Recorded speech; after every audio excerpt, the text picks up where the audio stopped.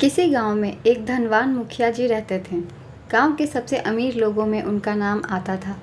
ठंड का मौसम था। मुखिया जी रात को किसी काम के लिए घर से बाहर निकलते हैं। इतनी ठंड में रात को घर से बाहर निकलते समय मुखिया जी की नज़र एक भिखारी पर पड़ी।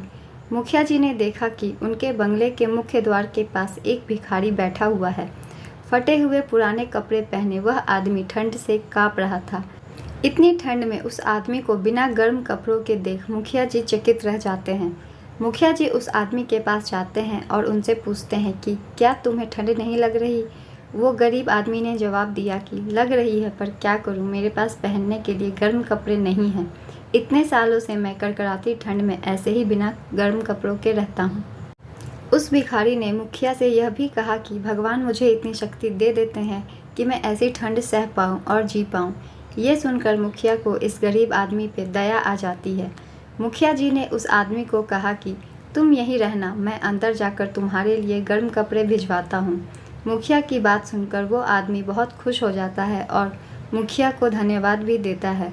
उस आदमी को आशा देकर मुखिया अपने बंगले में चला जाता है। बंगले के अंदर जाकर मुखिया अन्य कार्यों में व्यस्त हो जाता है और उस आदमी के लिए गर्म कपड़े भिजवाना भूल जाता है।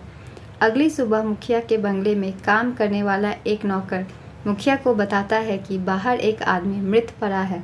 मुखिया जाकर देखता है और पाता है ये वही गरीब आदमी है जिसे उसने गर्म कपड़े देने का वादा किया था।